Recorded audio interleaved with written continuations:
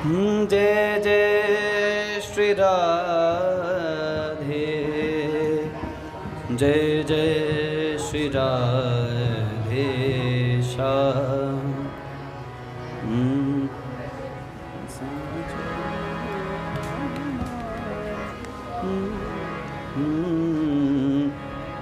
साचो देव हमारो गिरवर, साचो देव हमारो गिरवर, साचो देव हमारो गिरवर, साचो देव हमारो। सखा कन्हैया इष्ट श्री राधा, सखा कन्हैया गिरि कुल देव हमारो, गिरि कुल देव साचो देव हमारो गिरवर, साचो देव हमारो। सेवत यही सकल योगी जन, सेवत यही सकल। याने इंद्र पछारो,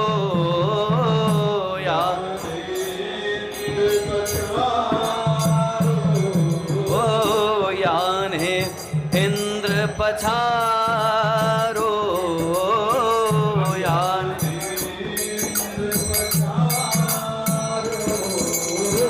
मदन गोपाल लाल यशोदा को, मदन गोपाल मदन गोपाल मदन गोपाल मदन गोपाल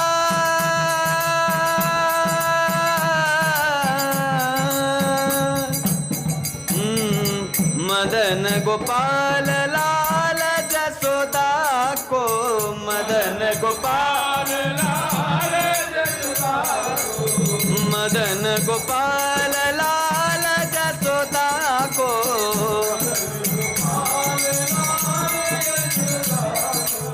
ब्रज ब्रज जन को रखवारो, ब्रज जन को जो देव हमारो गिरवर, साचो देव हमारो।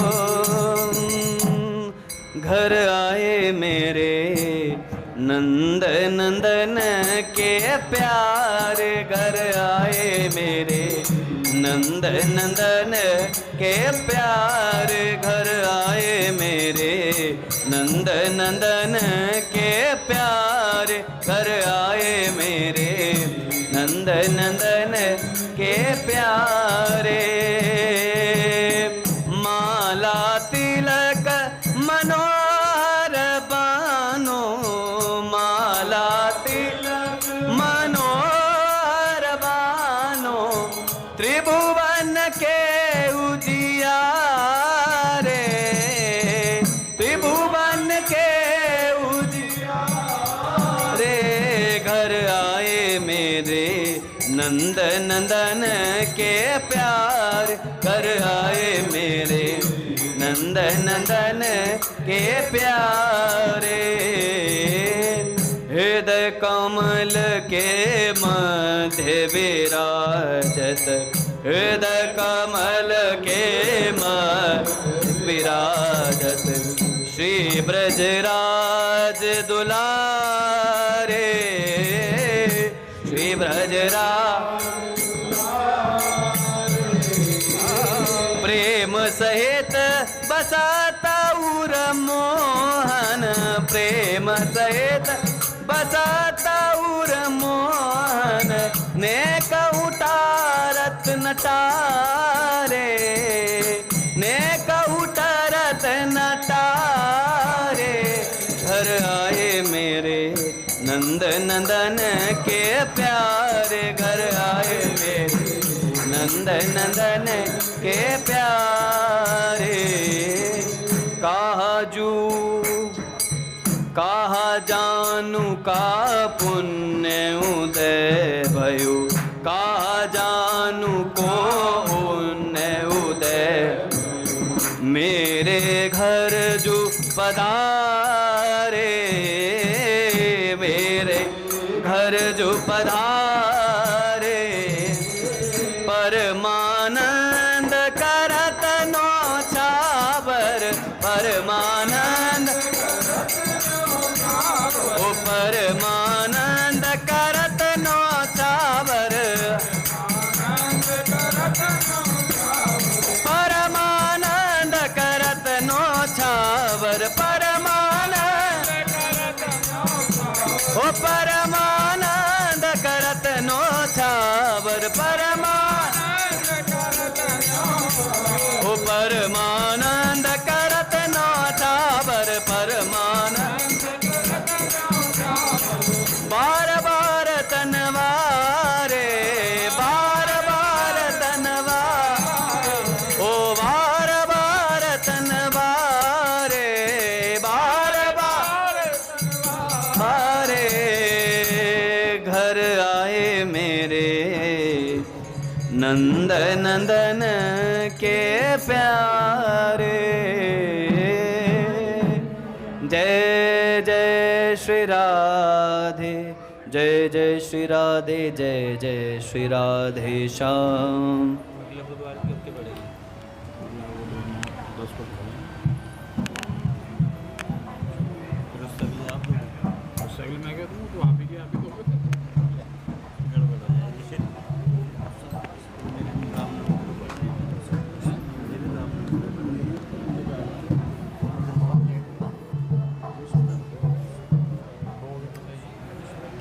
तो मैं ही है क्योंकि मेरे लगातार 2 हो जाएंगे ना फिर। तो ये वाली भी दे रहे हैं, सिस्टम बिगड़ जाएगी। ये वाली तो मैं दे दूँगा। बोले भक्तवत्सल भगवान की जय। पूज्य श्री भाई जी महाराज की जय। पूज्य श्री राधा बाबा की जय। पूज्या मैया की जय। अपने प्यारे भैया की जय। पूज्य दादा की जय। भक्तवत्सल भगवान की जय। हरि बोल। बड़े सौभाग्य का क्षण है कि आज भी हमें सत्संग और कीर्तन का परम लाभ प्राप्त हो रहा है। पहले एक संत का विचार, फिर उसके बाद एक भक्त का चरित्र।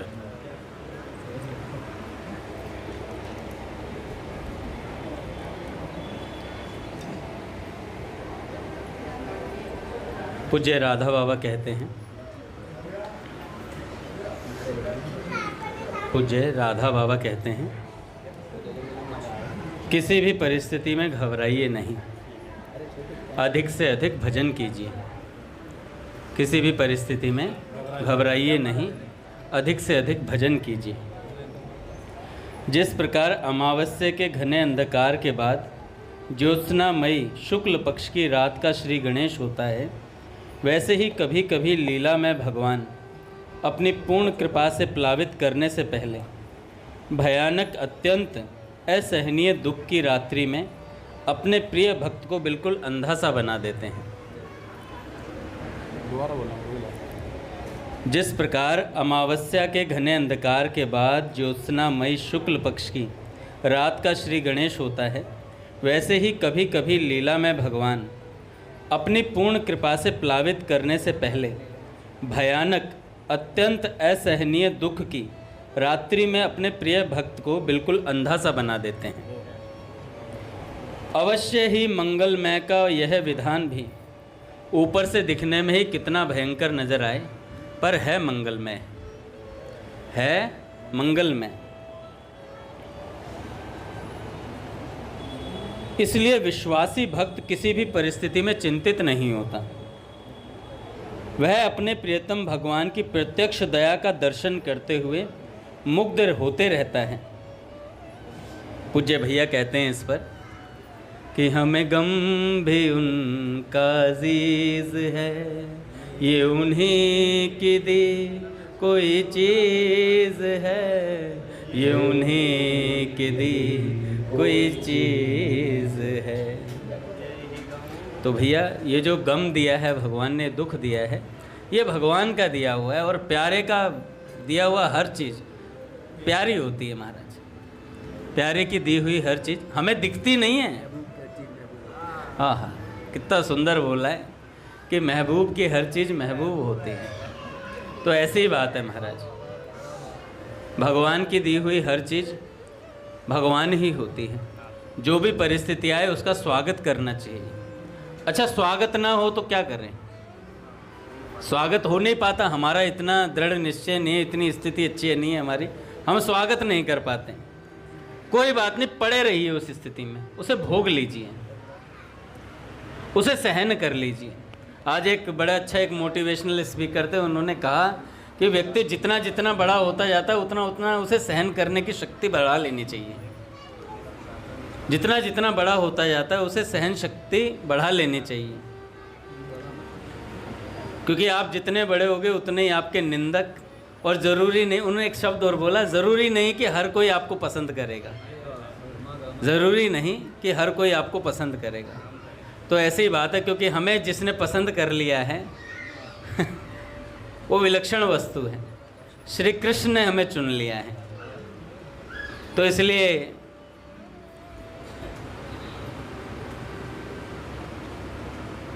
एक माइकल नाम के भक्त पूज्य भैया बताते हैं, मैंने भाई जी की पुस्तक में भी पढ़ा था, जिसने देखा कभी नैन भर मोहन रूप बिना बाधा, वही जान सकता है क्यों कर कुल कलंकनी है राधा। तो ऐसी बात है भैया, कलंक लगता ही है भक्तों पर कि ये नहीं करा, वो नहीं करा, ऐसा नहीं करा, वैसा नहीं करा। पर वो जो भगवान को जो पसंद है भक्त वही करता है, संसार को जो पसंद है वो नहीं करता है भक्त। और उसने पंचायती भी नहीं पाली है संसार को प्रसन्न करने की। हर किसी को हम प्रसन्न नहीं कर सकते, ऐसा हमारे पूज्य दादा भी कहते हैं। हर किसी को आप खुश नहीं कर सकते और हर किसी को आप समझा नहीं सकते। इसलिए जो समझ जाए वो समझदार है, और जो ना समझे वो ज़्यादा समझदार है। क्योंकि त्यागी कौन? सबसे बड़ा त्यागी कौन? संसारी व्यक्ति सबसे बड़ा त्यागी है, क्योंकि उसने भगवान को त्याग दिया है। वो भगवान को त्याग करके बैठा है, इसलिए सबसे बड़ा त्यागी वो है। तो गिरधारी आगे सुनो। प्रियतम भगवान की प्रत्यक्ष दया का अनुभव साधक विश्वासी भक्त करता है। जहाँ तक आपके जीवन के संबंध में सोचता हूँ, सर बाबा कह रहे हैं एक साधक से, जहाँ तक आपके जीवन के संबंध में सोचता हूँ तो यही मालूम पड़ता है कि दया में भगवान अब तक जितनी कृपालुता से आपके जीवन को उन्नत बनाते आए हैं, उसके स्मरण मात्र से ही आपको मुग्ध होते रहना चाहिए। मेरी यह दृढ़ धारणा है कि किसी न किसी दिन इसी जीवन में आप यह ठीक देख पाएंगे कि भगवान की कृपालुता गुप्त रूप से ही सही किस प्रकार आपके योगक्षेम का वहन करती आ रही है। सार रूप में इतना ही समझिए कि किसी भी परिस्थिति में घबराना नहीं है, और मेरे इस कथन में कि भगवान ने आप लोगों को अपनी ओर खींचा है और उनका खींचना सदा सर्वदा सब ओर से पूर्ण होता है, इसमें प्रमाण की कमी भी दिखे तो जहाँ तक हो सके विश्वास करने की चेष्टा कीजिए। मेरी तो अंतिम बात यही है, पूज्य बाबा कहते हैं कि भजन अधिक से अधिक कीजिएगा। जगत में सच्चे निस्वार्थ मित्र केवल भगवान ही हैं। भगवान के नाम को नहीं भूले तो भगवान फिर आपके लिए सब कुछ कर देंगे। भगवान फिर आपके लिए सब कुछ कर देंगे। तो अपनी जान में हमें भगवान को भूलना नहीं है, और उन्हें हरदम याद रखने का तरीका एक ही है कि हम उनके निरंतर लीला गुणों को सुनते रहें, लीलाओं में निमग्न रहें, उनकी बातें सुनते रहें। उनकी बात भी भगवान है। पूज्य प्राची दीदी कहती थी ना, उनकी बात भी वे ही हैं भैया जी, उनकी बात भी वे ही हैं। तो भैया उनकी बात करेंगे तो वे ही हमारे साथ संयोग में रहेंगे। इसमें अभी एक बात पूज्य बाबा ने कही कि गुप्त रूप से भगवान हमारे योगक्षेम का वहन करते हैं, हमारी रक्षा करते हैं, देखभाल करते हैं। भक्त सोचता है मुझे भगवान नहीं मिल रहे, पर भगवान कब से उसके साथ लगे हुए हैं ये उसे पता ही नहीं चलता है। कब से उसके साथ लगे हुए हैं ये उसे पता ही नहीं चलता है। आज एक भक्त कह रहे थे कि मुझे किसी ने कहा है इस बार तुम्हें भगवान मिलवा करके छोड़ूंगा। मैंने कहा भाई भगवान भी मिल जाएंगे, क्योंकि भक्त ने कहा है कि मिलवा कर छोड़ूंगा, तो भगवान आएंगे ज़रूर मिलने, पर वे बताएंगे नहीं कि मैं भगवान हूँ। ये भगवान का खेला है, ये भगवान का खेल है भैया। वो सदा से छिपे रहते हैं। बान परी ललचावन की, तो भगवान ललचा देते हैं साधक को। मिलकर चले जाएंगे, आपको पता ही नहीं चलेगा। ये सिस्टम उनका अजीब है, पर उनका खेल है भैया। जिनका खेल वो जाने किस तरीके से खेलना है।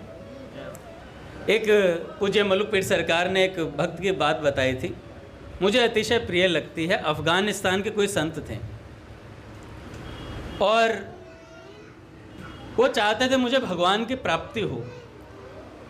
भगवान शंकर से अतिशय प्रेम था और अफ़गानिस्तान से जब चले तो उन्हें लगा कि भारत में गुरु मिलेंगे मुझे, और उसी तलाश में आए, भगवान की तलाश में।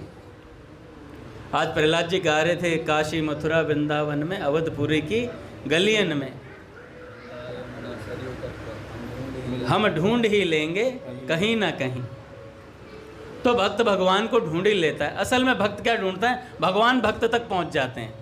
जब उसकी सच्ची निष्ठा देखते हैं तो भगवान भक्त तक पहुंच जाते हैं। तो शंकर भगवान को पाना चाहते थे, दर्शन करना चाहते थे, तो चल दिए भारत की तरफ पहुँचे।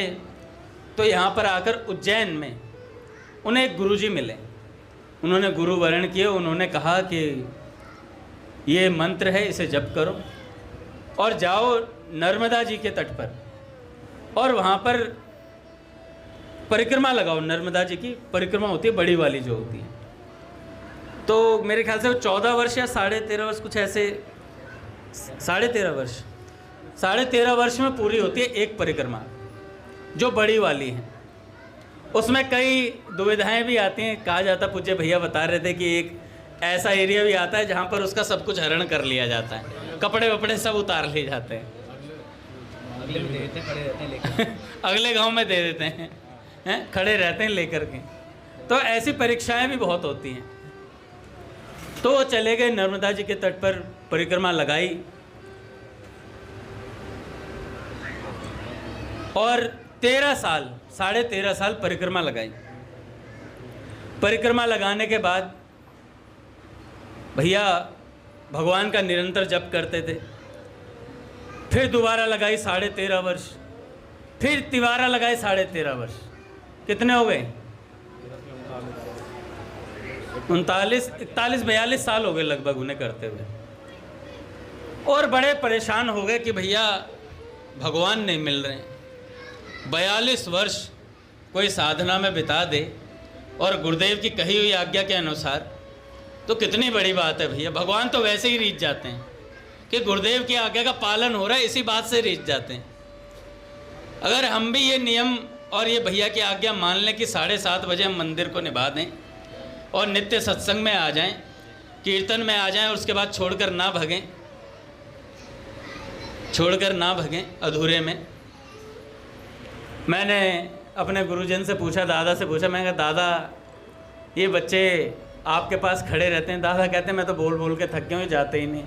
मैं कह दूंगा तो भैया के पास चले जाएंगे, भैया कुछ कह देंगे तो मेरे पास खड़े हो जाते हैं बाहर आकर के। मतलब ही समझ नहीं आता है। उन्हें तो छोड़ने से मतलब है,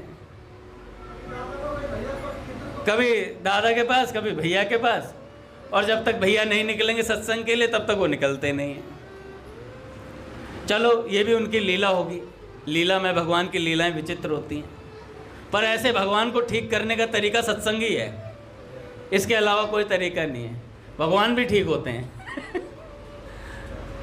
तो वो बेचारे 42 साल से भगवान की नर्मदा जी की परिक्रमा लगा रहे गुरुदेव की आज्ञा से।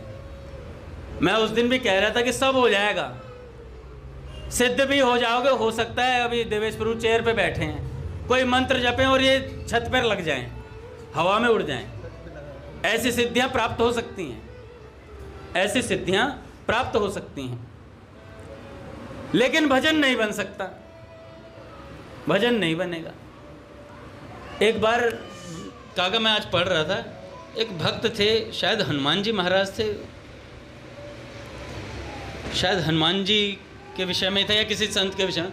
उनके गुरुदेव ने उनसे कहा कि शायद कोई भक्त थे, उन्होंने कहा कि ये सिद्धियां ले लो। तो उन्होंने कहा गुरुदेव, हाँ, स्वामी रामकृष्ण परमहंस जी ने स्वामी विवेकानंद जी से कहा, स्वामी विवेकानंद जी से कहा कि नरेंद्र तुझे अष्ट सिद्धियां दे दूं क्या? तो स्वामी विवेकानंद जी ने कहा कि क्या इससे मुझे माँ मिल जाएंगी, माँ दर्शन देंगी? तो दीदी प्रणाम, भैया प्रणाम। तो मैं बता रहा था, आगे आ जाइए भैया, आगे आ जाओ भैया, आगे आ जाओ।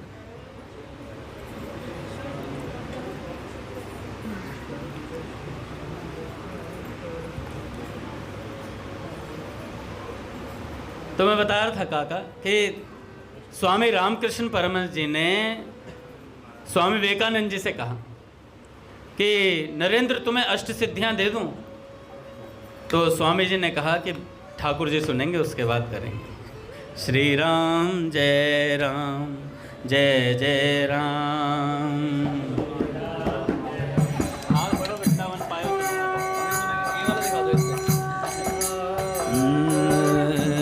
अगर नाथ देखोगे अवगुण हमारे, अगर नाथ देखोगे अवगुण हमारे, तो हम कैसे भव से लगेंगे किनारे। अगर नाथ देखोगे अवगुण हमारे, अगर नाथ देखोगे अवगुण हमारे, पतितों को पावन है करते कृपा निधि, पतितों को पावन है करते कृपा निधि, पतितों को पावन है करते दया निधि, पतितों को पावन है करते दया निधि। किए पाप है इस सुयस के सहारे, अगर नाथ देखोगे अवगुण हमारे, अगर नाथ देखोगे।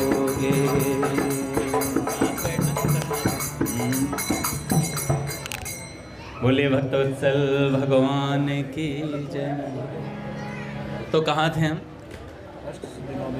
तो भैया देखो, भजन नहीं हो सकता, बाकी सब कुछ हो सकता है, सीधी सी बात है। बड़े बड़े साधक, बड़े बड़े सिद्धों को देखा है, सत्संग में आएंगे और धे बात पे बात, धे बात पे बात, धे बात पे बात। ये इसे ही कहते हैं मोहे कपट छल छिद्र ना भावा। ये जो छिद्र है ना हमारी साधना में, यही छिद्र है कि हम सत्संग का आदर नहीं करते हैं। सबसे बड़ा छिद्र यही है। दूसरा छिद्र, गिरधर तेरी भक्ति कैसी चल रही है? ठीक नहीं चल रही, मैं ठीक करूँगा, ठीक है। ये छिद्रान्वेषण है, मोहे कपट छल छिद्र ना भावा। पर मुझे भी छिद्र नहीं भाते हैं भैया। सत्संग में बातचीत बिल्कुल ना होने पाए, मैं ही बात करूंगा इस सत्संग में और कोई बात ना करे, सीधी सी बात है, ये सिस्टम है हमारा। तो भैया देखो, आंख मीच लोगे, यहाँ पे बिंदी भी दिख जाएगी, हो सकता है लेजर लाइट भी लग जाए, लेकिन भगवान नहीं दिख सकते। भगवान यही दिखेंगे, ये माधव, यही वाले। पूज्या प्राची दीदी कहती हैं, भैया जी यही ठाकुर जी राधा माधव के पीछे से निकुंज का द्वार खुलता है। हम खोलना ही नहीं चाह रहे द्वार, हम खोलना ही नहीं चाह रहे, दूसरे द्वार ढूंढ रहे हैं। अब क्या हुआ कि भजन नहीं बनता है। क्यों नहीं बनता है? क्योंकि भैया हम लालच में आ जाते हैं। भय और प्रलोभन, ये सबसे बड़ा विघ्न है, और प्रलोभन तो सबसे ज़्यादा। मान, बड़ाई, प्रतिष्ठा, 4 जने प्रणाम कर दे तो अपने को हवा में ही रखते हैं कि हम देवता ही हो गए, देवता धरती से ऊपर रहते हैं। सच बता रहा हूँ, 4 जने कह दें आकर के, हाँ हाँ हाँ गुरुदेव आप तो सत्संग की चलती फिरती मूर्ति हैं। मैं कहता हूँ भाई मैं किताब ही बन गया, खोल ले मुझे, खोल ले मुझे, सत्संग पढ़ ले थोड़ा सा। अब क्या हुआ, स्वामी विवेकानंद जी ने कहा कि गुरुदेव एक बात बताइए, अष्ट सिद्धियां आप मुझे दोगे तो क्या माँ मुझे मिलेंगी, माँ दर्शन देंगी मुझे? तो रामकृष्ण परमहंस जी ने कहा कि बेटा अष्ट सिद्धियां ले लेगा तो माँ नहीं मिलेंगी, माँ के दर्शन नहीं मिलेंगे, फिर तो अष्ट सिद्धियां ही मिलेंगी। तो स्वामी विवेकानंद जी ने कहा अष्ट सिद्धियां गुरुदेव मुझे नहीं चाहिए, मुझे नहीं चाहिए, मुझे माँ चाहिए बस। तो ऐसी बात भैया, भक्त जो होता है ना वो लेता ही नहीं है सब चीज़ें। भक्त कहता मुझे केवल भगवान से मतलब है, मुझे केवल भगवान चाहिए, भगवान। अष्ट सिद्धि नव निधि और जनन को दीजिए, मैं तो चेरो जन्म जन्म को कर धर अपनों कीजिए, हाथ रख के मुझे अपना बना लीजिए। स्वामी जी महाराज कहते हैं हम भगवान के हो जाएं, भगवान को हम अपना मान लें, इससे बड़ा कोई भजन नहीं है, इससे बड़ा कोई भजन नहीं है। और यही बात पता करने का जो उपाय है, तरीका है, वो सत्संग है, भगवान का कीर्तन है, भगवान का नाम है। हमें पता चले कि हम भगवान के हैं, नहीं तो हम 24 घंटे में से 23 घंटे संसार के ही रहते हैं, भगवान के नहीं हो पाते। क्योंकि हमारी बुद्धि में बात बैठी हुई है कि हम संसार के लिए बने हुए हैं। संत बताते हैं कि हम भगवान के हैं। भैया बताते हैं ना एक कथा कि एक शेर का बच्चा बकरियों में रहने लगा। एक दिन शेर आया, शेर ने देखा वो बकरियां तो भग गई सारी, वो शेर का बच्चा वहीं रह गया। शेर ने देखा अरे तू तो शेर ही है, ओ बकरी की तरह मैं कर रहा है, मिमिया रहा है, यू आर ए शेर, आप शेर हो। तो उन्होंने कहा नहीं नहीं आप, तो उन्होंने कहा देख जरा कुएं में झांक करके देख। तो देखा तो दोनों का चेहरा मिलता था, दोनों का चेहरा मिलता था। तो अब उसे बात समझ में आई। तो संत भैया आईना है, हमें अपना असली स्वरूप जो है ना वो दर्शा देते हैं। और वो दिखता कहाँ है? यही सत्संग में दिखता है, नहीं तो हम अपने आप को पता नहीं क्या समझ के घूम रहे होते हैं। सत्संग में पता चलता है कि हम हैं कहाँ, कहीं भी नहीं है, कहीं भी नहीं है। सत्संग कीर्तन की जो वंचना करता है, उसका अनादर करता है, धीरे धीरे भगवान फिर उसका अनादर कर देते हैं। भगवान कहते हैं ढील दे दो इसे, थोड़ी सी ढील दे दे रे भैया, इस पतंग को ढील दे दे। छोड़ते नहीं है भगवान, भगवान का स्वभाव नहीं है छोड़ना, ढील दे देते हैं। थोड़ा संसार में घूम के आ, रच पच के आ, थोड़ा देख कर के आ, लात खा कर के आ, घूसे खा कर के आ। हैं विभीषण जी भजन बहुत करते थे, राम जी का नाम भी जपते थे, पर जब तक रावण की लात नहीं पड़ी तब तक राम जी की शरण में नहीं आया। तो ऐसे ही हम भजन बहुत अच्छा कर रहे हैं, सब बढ़िया चल रहा है, लेकिन जब तक संसार की लात नहीं पड़ेगी तब तक भगवान में प्रेम नहीं होगा, शरणागति नहीं होगी सह स्वीकार। जब जिस दिन लात पड़ जाएगी उस दिन बात समझ में आ जाएगी। तो इसलिए भक्त भैया संसारी चीज़ लेता ही नहीं, अष्ट सिद्धि किसी और को दो, प्रभु आप अपना प्रेम मुझे दो। तो जो नर्मदा जी की परिक्रमा लगा रहे थे, 42 साल हो गए नर्मदा जी की परिक्रमा लगाते हुए, अफगानिस्तान के संत थे और आए और भगवान शंकर से बड़ा प्रेम करते थे।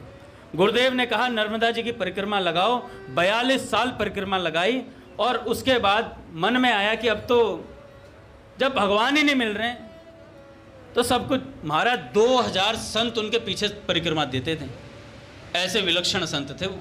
2000 संतों का हुजूम चलता था उनके साथ। और जब परिक्रमा लगाते लगाते लगाते 42 साल हो गए तो मन में आया कि अब मैं अपने प्राण त्याग दूंगा, अब नहीं रहूंगा। भगवान मिले नहीं मुझे। मेरे प्राणेश मनमोहन तुम्हें ढूंढूं कहाँ जाकर, बड़ा बेचैन हूँ तुम बिन, मुझे देखो जरा कर। तुम्हारी याद आते ही झड़ियाँ सूखी लग जाती, लग जाती। तो फिर मन में आता है कि मर जाऊं जहर खाकर। तो फिर मन में आता है कि मर जाऊं जहर खाकर। तो इस तरीके से महाराज वो लगे और नर्मदा जी में डूबने के लिए जाने लगे।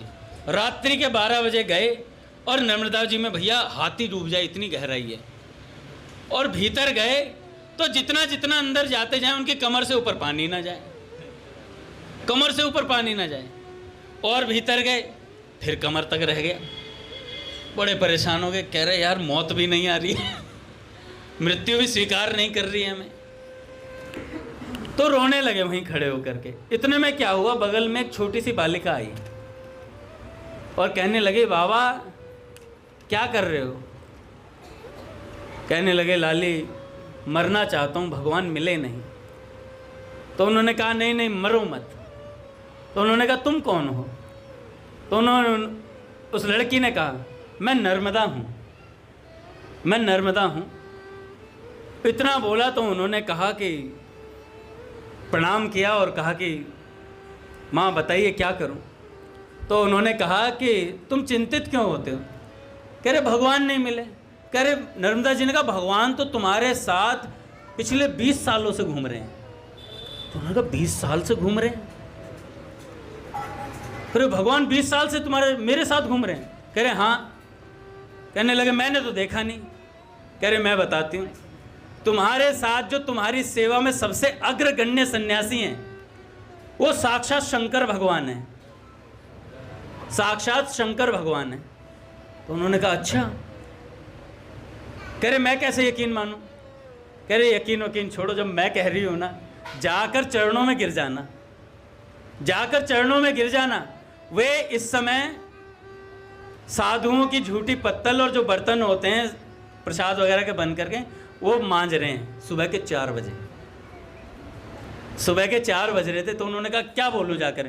कहना कि बस दूर से प्रणाम करना और कहना आप साक्षात शंकर भगवान हो।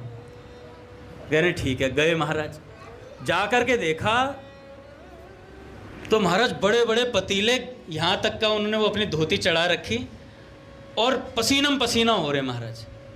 और पतीले साफ कर रहे हैं शंकर भगवान, पतीले साफ कर रहे हैं, दनादन बर्तन पे बर्तन मांजे जा रहे हैं। और इतना पसीना आएगा। जा कर के देखा तो दूर से ही उन्होंने कहा कि प्रणाम महाराज। तो उन्होंने कहा गुरुदेव आप प्रणाम क्यों कर रहे हैं। कहने लगे आप साक्षात शंकर भगवान हो। तो उन्होंने कहा नहीं नहीं गुरुदेव मैं तो सेवा में रहता हूँ आपकी, मैं कहाँ से शंकर भगवान हो गए, मैं तो आपके सेवक हूँ। तो नहीं नहीं मेरे को नर्मदा जी ने बताया आप साक्षात शंकर भगवान हो। तो उन्होंने फटाफट बर्तन मांजे, वो पीछे पड़ गए। कहने लगे आप शंकर भगवान, मैं तो आपके चरणों को छूंगा। वो धीरे धीरे थोड़ा दूर चलते चले गए। दूर जैसे ही जाते गए तो उन्होंने कहा कि आप रुक क्यों नहीं रहे, आप साक्षात शंकर भगवान हैं।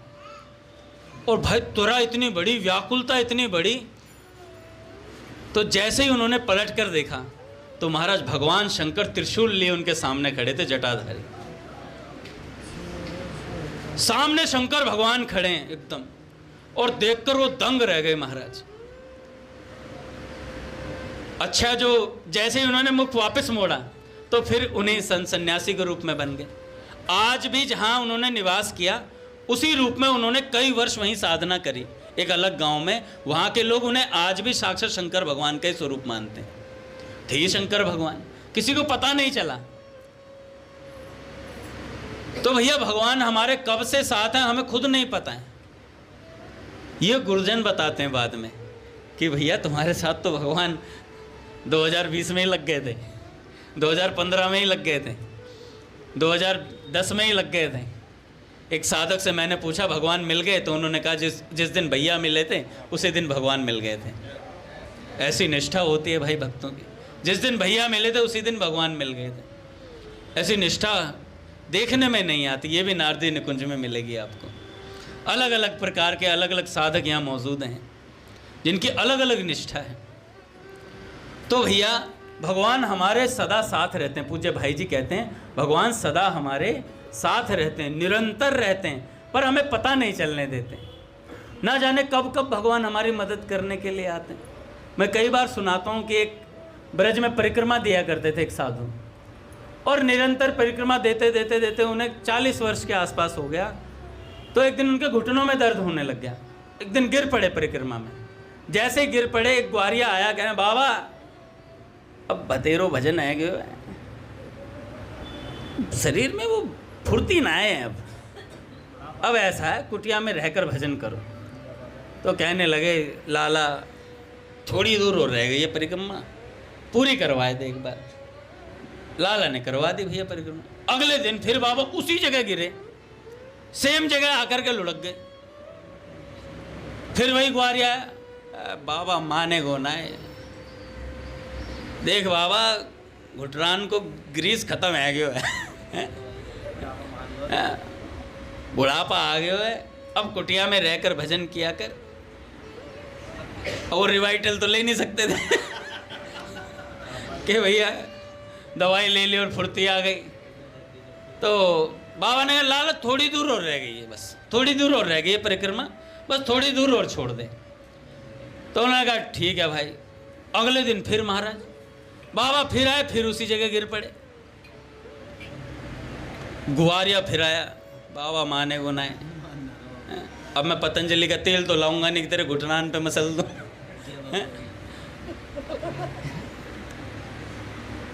बाबा मान जा, कुटिया में लेके भजन कर ले, और तेरा भजन मान लिया भगवान, तेरा भजन वहीं से मान ले, तेरी परिक्रमा मान ले, तो कुटिया में रह कर बस। अगले दिन फिर आए, फिर वहीं गिर गए। कहने लगे ग्वारी आया बाबा माने को ना है, कब तक गिरता रहेगा? तो बाबा ने कहा जब तक तू उठाता रहेगा, जब तक तू उठाता रहेगा तब तक मैं गिरता रहूंगा। तो ग्वारिया ने कहा बाबा पहचान लियो क्या? कह रहे सारे पहचान तो आए दिन लियो तो हैं, पहचान तो उसी दिन लिया था जिस दिन स्पर्श हुआ तो हैं, ऐसे ही समझ रहे हैं। 40 साल परिक्रमा मारी है, हवा से पता लगा जाता है श्री कृष्ण बगल में से जा रहे हैं। तो भैया जब कब तक गिरते रहेंगे? जब तक भगवान उठाते रहेंगे। तो साधक भी ऐसा ही प्रयास करें। जब जब हम गिरे तब तक भगवान ने हमें ही उठाया है, भगवान ने ही उठाया है हमें, और कोई उठा। अच्छा भैया डांटते हैं, आज पूज्य प्रेमानंद जी महाराज कह रहे थे गुरुदेव अगर तारीफ करें तो घर जाकर रोना चाहिए कि मुझसे ऐसा कौन सा अपराध बन गया जो गुरुदेव मेरी तारीफ कर रहे हैं। और जिस दिन डांट दें उस दिन प्रसन्नता होनी चाहिए चित्त में कि यार गुरुदेव ने आज आशीर्वाद दिया है, आज मुझे संभाला है। उल्टा हो गया? नहीं, हमारा उल्टा है। जिस दिन तारीफ कर दें हा हवा में उड़ता जाए अंगद बाबा तारीफ हो गई भैया से और हवा में उड़ रहे हैं, घूम रहे हैं।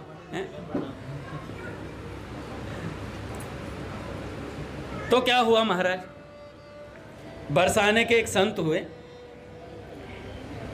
अच्छा पहले एक सेठ जी की बात बता देता हूँ, फिर संत का चरित्र। सेठ जी कहते हैं भजन नहीं हो तो जबरदस्ती करें, भजन नहीं हो तो जबरदस्ती करें भैया। भगवान की शरण होकर भगवान का आश्रय लेकर करें, भजन होगा, अवश्य होगा। भजन करने की लालसा बढ़ानी चाहिए। मन फालतू काम में, संसार में चक्कर लगाता फिरता है, उसकी आदत को छुड़ाना चाहिए। उसकी आदत छूटेगी भजन, ध्यान और सत्संग से। भजन, ध्यान और सत्संग से। निरंतर श्री कृष्ण का स्मरण, पूज्य बाल कृष्णदास जी महाराज कहते हैं, निरंतर श्री कृष्ण का स्मरण, कीर्तन, श्रवण, मनन करते हुए, ब्रज गोपियों के इंद्रिय धर्म का चिंतन करते हुए चित्त सरस बन जाता है। चित्त सरस बन जाता है, जो कि वित्त का स्वरूप ही है। ये चित्त ही वित्त है, यही हमारा धन है। ये जो चित्त है ना, जब भगवान में लग जाता है तो परम वित्त का स्वरूप धारण कर लेता है। सबसे बड़ा धन क्या है? पूज्य महाराज जी कहा करते थे, बाबा पहले क्या करते थे? सोहम सोहम सोहम सोहम। बाद में पूज्य राधा बाबा करने लगे साहम साहम साहम।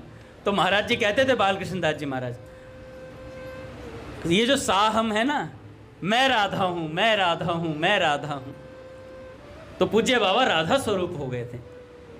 साधन, सा मतलब राधा, राधा रूपी धन हमारे पास है। ये जो साधन है ना, जो हम नाम जप करते हैं, ये साक्ष पूज्य मुरारी बापू जी कहते हैं, जब किसी भक्त के नेत्रों में आंसू आए, कभी भगवत प्रेम में भर करके भगवान के लिए कभी नेत्रों से एक आंसू ढलक पड़े ना, समझ लेना राधा आई, समझ लेना राधा आई, क्योंकि राधा ही श्री कृष्ण के लिए आंसू बहा सकती है। रोती क्यों हूँ फिर मैं उसका, कुछ मर्म बताती हूँ प्रियतम, कहने जाकर खो दूंगी मैं इसकी सुंदरता को प्रियतम। तो भैया ये कहा नहीं जाता। एक संत हुए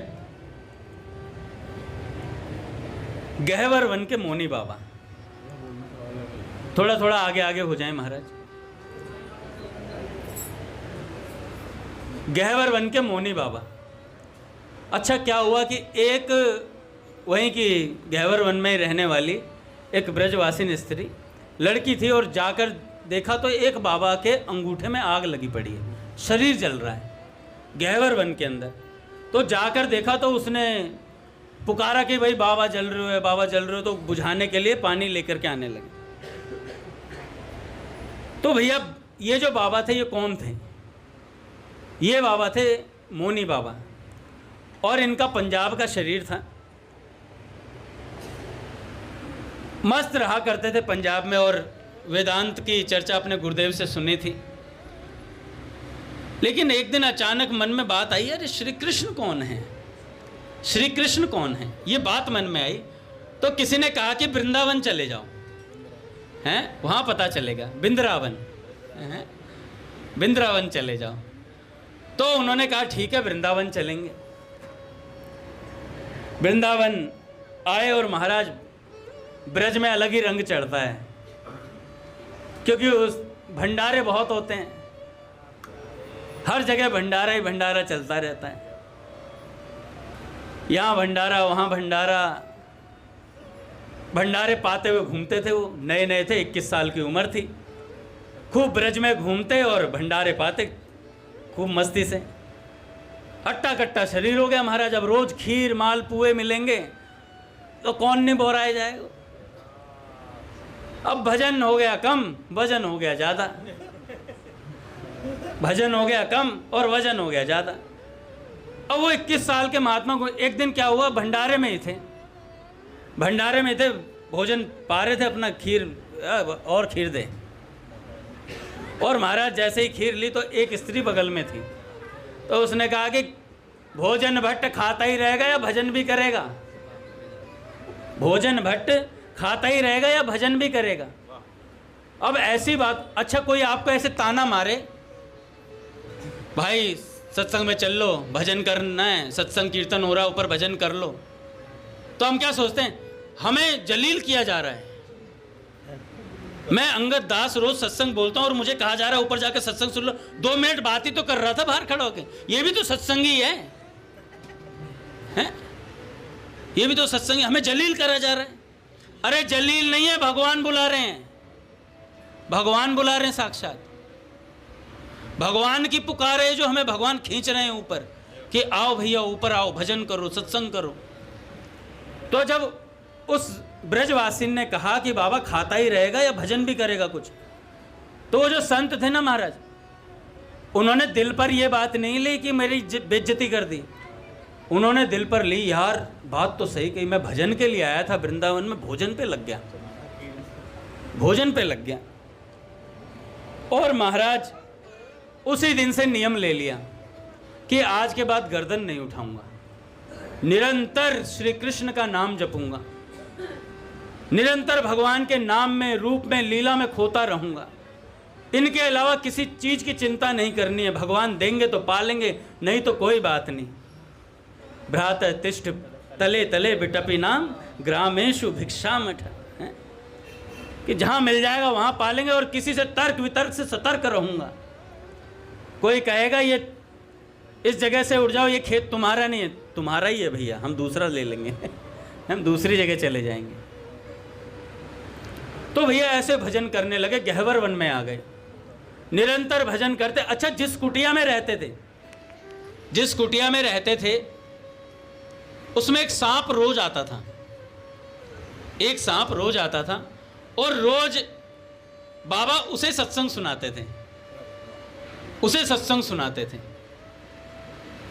नित्य वो आता, ना जाने पिछले जन्म का कुछ संबंध रहा होगा,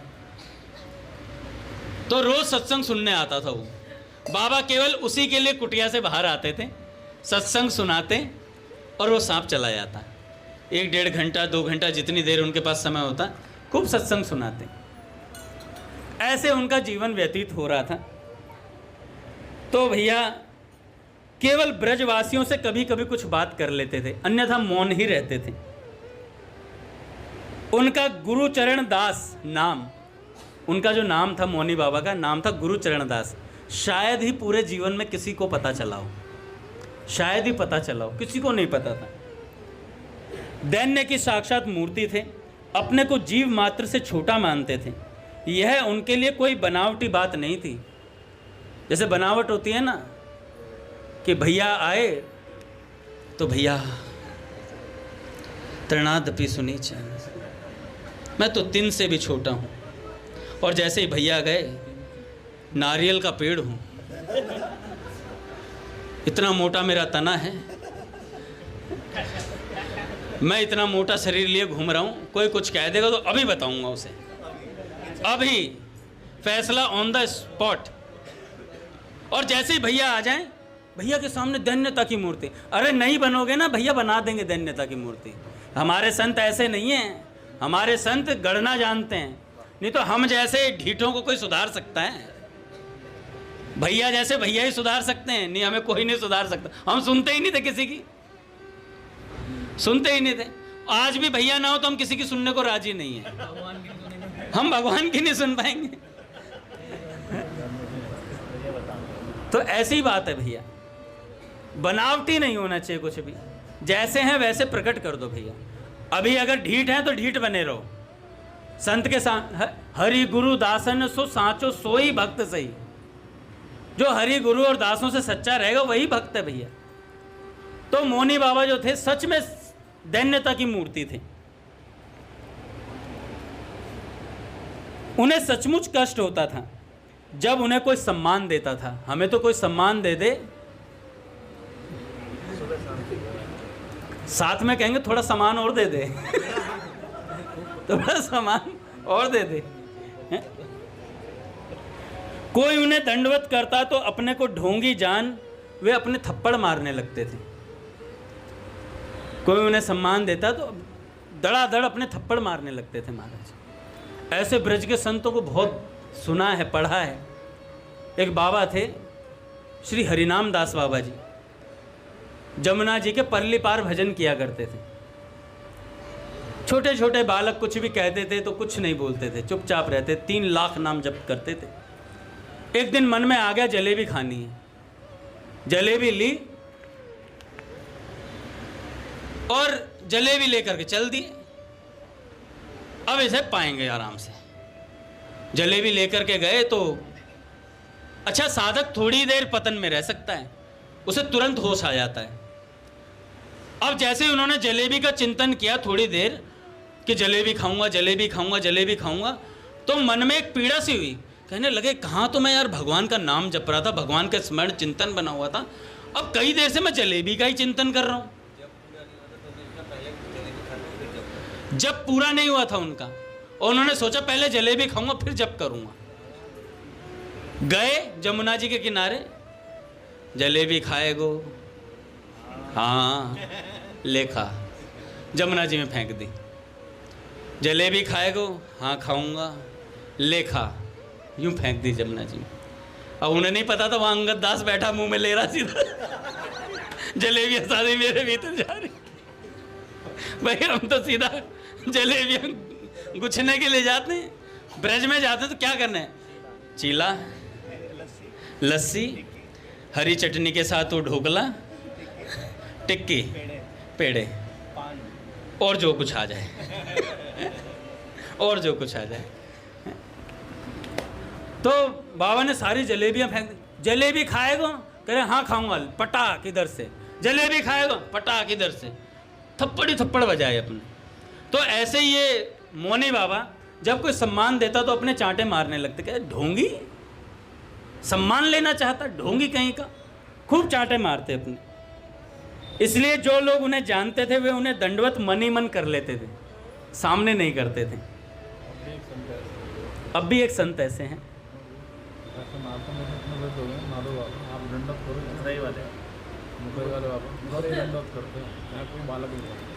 भैया अभी भी ऐसे संत हैं, पूज्य गया प्रसाद जी महाराज जी के शिष्य मुखरई वाले बाबा, आज भी उन्हें कोई दंडवत कर देता है तो उन्हें दंडवत करते हैं, चाहे कोई बच्चा ही कर दे, आज भी दंडवत करते हैं। और पथमेड़ा वाले महाराज जी तो उपवास करते हैं अगर कोई पैर छू दे तो।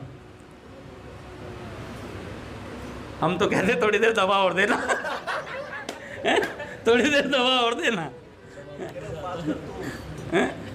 तेरा कल्याण होगा, प्रभु से प्यार होगा, भक्त का पैर है दबा। ऐसे भी विलक्षण संत हैं। ऐसे भी एक बार पूछे दामाने जी पिताजी से, मैं कहा पिताजी पैर दबा दूं, कह रहे हाँ बेटा दबा दे, दबा दे। मैं दबाने लग गया, थोड़ी देर में उंगलियां मेरी ढीली पड़ गई। कह रहे क्या हो रहा है, हाथ ढीले पड़ रहे हैं। पिताजी थक गया हूं, पिताजी थक गया हूं, आज के बाद मत बोलना पैर दबा दे। तो ऐसे विलक्षण संत रहते हैं महाराज। अच्छा अब क्या हुआ, जो मोनी बाबा थे, बाबा दिन में अधिकतर सिमटे हुए रहते थे। सिमटे हुए रहना, निरंतर भगवान के चिंतन में रहते थे। चिंतन किनका करते थे, सिया जी का, निरंतर सिया जी का चिंतन करते थे। गहवर वन के कुंजों में किसी वृक्ष के पीठ लगाकर बैठ जाते और सिया जी की याद में रोया करते थे। नींद आने पर सो लेते थे, उन्हें कभी किसी ने सीधा होकर सोते नहीं देखा। और सिया जी ने कभी कभी उन्हें रात्रि में दर्शन भी दिया, कई बार मौनी बाबा जी को। सिया जी बार बार दर्शन देकर अंतर ध्यान हो जाती थी और मौनी बाबा ये अधिक दिन तक झेल नहीं सके। और एक दिन विरह इतना प्रबल हो गया कि भीतर की विरह अग्नि बाहर प्रकट हो गई और शरीर जलने लगा, शरीर जलने लगा। और सिया जी ने उन्हें स्वीकार कर लिया और बाबा सिद्ध सहचरी देह से सिया जी की सेवा में पहुंच गए। सिद्ध सहचरी देह से सिया जी की सेवा में पहुंच गए। बोलिए भक्तवत्सल भगवान की जय। हरि बोल महाराज। पूज्य भैया आ गए स्टेज से। सिस्टम मिला।